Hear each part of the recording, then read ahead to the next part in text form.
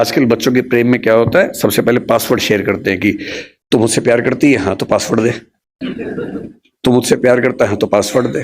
दोनों पासवर्ड देते हैं, फिर एक और आईडी बना लेते हैं अलग से, उसका पासवर्ड दे देते हैं। फिर उसके बाद भरोसा और कायम करना है।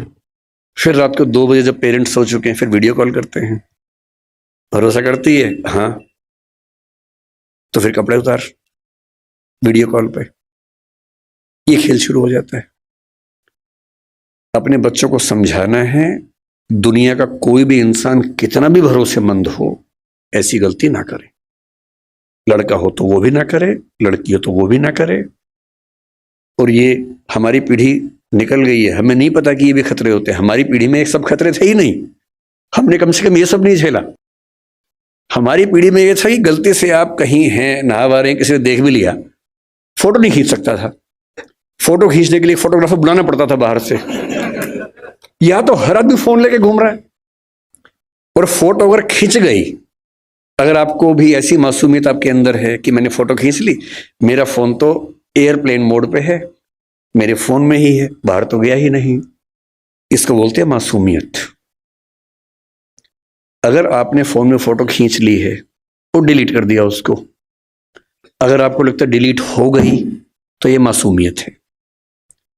कोई सिंपल सा टेक्निकल एक्सपर्ट जो बहुत ज्यादा पढ़ा लिखा भी नहीं है, 2 मिनट में फोटो बाहर निकाल लेगा, कितनी भी डिलीट करते रहिए अपने फोन से।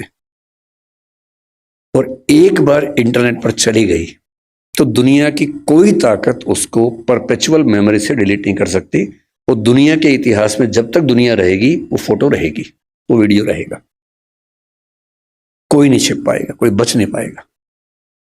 और जब बच्चे इस दौर से निकलते हैं, उनको एंजाइटी होती है, डिप्रेशन होता है, और उस समय उनको जरूरत होती है किसी ऐसे व्यक्ति की जो उनसे ठीक से बात करे, उनको समझे। अभी 2 महीने पहले एक वेब सीरीज आई है दहाड़ नाम की, अगर नहीं देखी है तो उसको देखिए। वो कई मामलों में अच्छी वेब सीरीज है। मैं उसका प्रचार करने के लिए नहीं आया हूं, तो संयोग से मुझे अच्छी लगी तो बता दिया। जो मैं कहना चाह रहा हूं उसमें क्या है, उसमें एक पुलिस का एसएचओ है, एसएचओ है या डीएसपी है शायद, एक अधिकारी है पुलिस का। उसी के जुरिसडिक्शन में एक स्कूल में उसका बेटा पढ़ता है, और स्कूल से कंप्लेंट आई, कुछ बच्चे एक मोबाइल फोन एक कमरे के अंदर देखते हुए पकड़े गए हैं। वो मोबाइल फोन वही है जिसको उसका बाप ढूंढ रहा है किसी क्राइम की इन्वेस्टिगेशन के लिए, वो नंबर ट्रेस कर रहे थे, वही नंबर है। तो बाप और पुलिस की पूरी टीम भागी है, और प्रिंसिपल ने कहा कि वो बच्चे इस कमरे के अंदर हैं। अंदर गया तो उसका अपना बच्चा ही है। वो बच्चा क्रिमिनल नहीं है, वो तो गलती से फोन उसके पास आ गया, वो वाला जो फोन क्रिमिनल का था उसके पास आ गया। और तब वो पुलिस वाला देखता है कि उसका बच्चा और उसके 3-4 दोस्त वो सब वीडियोस देख रहे हैं जो 9-10 साल के बच्चे को नहीं देखने चाहिए थे। लेकिन उसके बाद सबसे इंटरेस्टिंग बात क्या है, घर जाके वो पुलिस ऑफिसर अपने बच्चे के साथ बैठता है, और कम से कम 2-3 मिनट का सीन है। किसी फिल्म या वेब सीरीज में 2-3 मिनट का मतलब बहुत बड़ी बात होती है। जब हम फिल्म लिखते हैं तो हमारा टारगेट होता है कि कोई भी सीन 1 मिनट से ऊपर का नहीं होना चाहिए किसी भी हाल में, वरना लोग बोर हो जाते हैं। मैक्सिमम 1 मिनट होता है। 2-2.5 मिनट तक एक थीम पर बात चल रही है, इसका मतलब डायरेक्टर चाह रहा है कि यह बात ठीक से पहुंचे। और बाप अपने बेटे को सिखा रहा है कि बेटा ये चीजें इस रूप में नहीं होनी चाहिए, इस रूप में होनी चाहिए, सही उम्र में होनी चाहिए। और तुम जो वीडियो देख रहे थे उसमें लड़की को ऑब्जेक्ट की तरह इस्तेमाल किया जा रहा था। लड़कियां ऑब्जेक्ट नहीं होती हैं, इंसान होती हैं। तुम्हारी माँ, तुम्हारी बहन भी लड़की है। ध्यान रखना, जिससे प्रेम करो, जिससे शादी करो, वैसा ही सलूक करना जो चाहते हो कि तुम्हारी बहन के साथ भी हो। ये होती है बाप की जिम्मेदारी, ये होती है माँ की जिम्मेदारी कि जब बच्चे उस रास्ते पर जाए तो उनको थोड़ा समझाए कि क्या करने की जरूरत है। इस दौर में पहली बार ऐसा हो रहा है कि ड्रग्स इतने आसानी से उपलब्ध हैं जो किसी और दौर में उपलब्ध नहीं थे।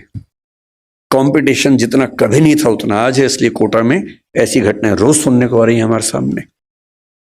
ग्लोबलाइजेशन ऐसा है कि कम से कम आपकी कम्युनिटी में, क्योंकि आपकी कम्युनिटी एक रिच कम्युनिटी है, जनरली आपके बच्चे देश से बाहर यात्रा करेंगे ही करेंगे। ग्लोबल बिजनेस बनाएंगे, कोई ऐसा बिजनेस बनाएंगे जो कई देशों में चलता हो, तो उनको आना जाना पड़ेगा ही पड़ेगा। एक ऐसी पीढ़ी जो ग्लोबल विलेज से कनेक्टेड है, इंटरनेट से कनेक्टेड है, एआई की दुनिया में है, उसके ऊपर जितने खतरे हैं उतने कभी नहीं थे।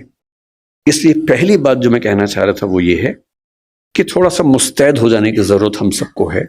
बच्चों पे आरोप लगाना सबसे आसान काम है, तू है ही ऐसा, तू है ही वैसा। सही तरीका ये है कि हम समझे कि हमारी क्या जिम्मेदारी बनती है। मेरा तरीका ये है कि किसी विषय पर बात करने से पहले एकदम बेसिक बात से हम शुरू करें।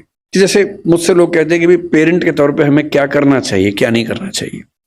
तो मैं सबसे पहले बोलता हूँ कि मैं कोई खास पेरेंट नहीं हूं, तो आप मुझे कोई 30 मार खाना समझे। मैं बहुत सामान्य किस्म का पेरेंट हूं, तो उतना ही बताऊंगा जो मैंने अनुभव से सीखा है, फेलियर से सीखा है। जिस मामले में मैं अपने बच्चे को नहीं समझा पाया, अब समझ में आया कि हाँ ऐसे होता तो और अच्छा होता, तो मैं उस अनुभव की बात कर सकता हूं।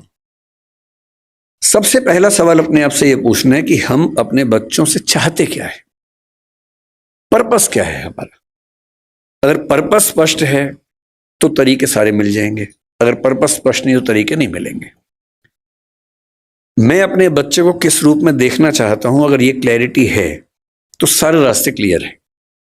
तो मैंने अपने आप से पूछा कि मैं अपने बच्चे की जिंदगी में क्या चाहता हूं। तो मैंने 4-5 एरोज निकाले कि क्या मैं ये चाहता हूं, ये चाहता हूं या ये चाहता हूं। एक चीज मैंने सोची कि मैं अपने बच्चे को सफल होते हुए देखना चाहता हूं, सक्सेसफुल। टाइम हो गया? ठीक है ठीक है, आप जितना कहेंगे 10 मिनट। आप जितना, ये छुप के बोल रहे 10 मिनट, तो मैंने खुल के बोल दिया। तो मेरे सामने 3-4 चीजें हैं कि मैं चाहता हूं कि मेरा बच्चा सक्सेसफुल हो। सब चाहते हैं, आप भी चाहते ही होंगे।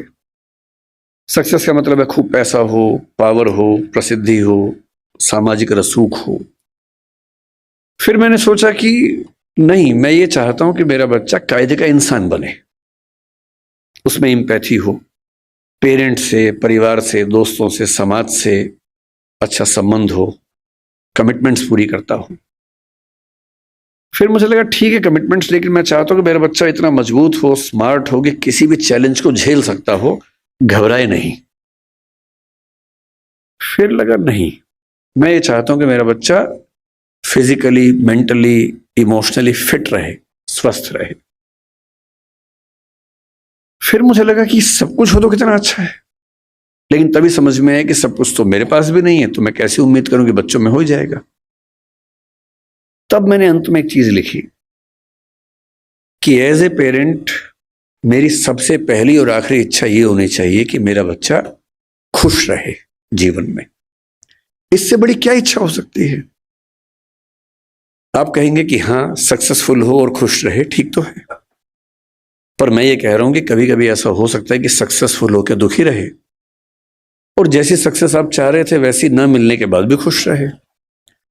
और अगर मुझे दोनों में से एक को चुनना हो कि सक्सेसफुल और दुखी, या कम सक्सेसफुल लेकिन खुश, तो एज ए पेरेंट मेरा पहला भाव क्या होना चाहिए? कि वो खुश रहे। क्योंकि मैंने तो ऐसे आईएएस आईपीएस अधिकारियों को देखा है जिन्होंने आत्महत्याएं कर ली हैं, उनसे बड़ा सफल कौन होगा? मैंने ऐसे बड़े बड़े टाइकून्स को देखा है बिजनेस की दुनिया के, जो खुश नहीं है, जिनसे बात करो तो लगभग रोते रहते हैं रात दिन, लेकिन टाइकून्स हैं, बहुत अमीर लोग हैं। तो मैं ऐसा क्यों चाहूं कि मेरा बच्चा ऐसा हो? तो मैंने एक पिरामिड बनाया जो शायद आपके काम का भी हो। मैं एकदम क्लियर हूं, मैं अपने बच्चे से हमेशा ये बात करता हूं कि भैया मुझे सबसे पहले ये चाहिए कि तुम खुश रहो, बाकी सब सेकेंडरी है। उसके साथ हो जाए तो अच्छा है, नहीं तो मुझे तुम्हारी खुशी से मतलब है, बाकी सब बातें बात की। खुशी कैसे आएगी? खुशी इस बात से आएगी कि मैं उसके ऊपर अपनी इच्छाएं थोपूं नहीं, समझाऊं, परसुएट करूं। अगर मुझे लगता है कि वो गलत रास्ते में, तो मैं समझाऊं कि बेटा ये रास्ता गलत है, रीजन बताऊं, डिस्क्राइब करूं, उसे सही रास्ते पर लाऊं, समझ जाएगा। क्यों नहीं समझेगा बच्चा?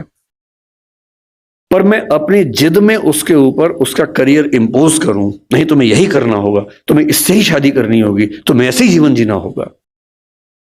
तो मैं ऐसे कई लोगों को जानता हूं जो बहुत सफल हैं और अपने माता पिता से, स्पेशली अपने पिता से नफरत करते हैं। नफरत बहुत भारी शब्द है, लेकिन वो नफरत ही करते हैं।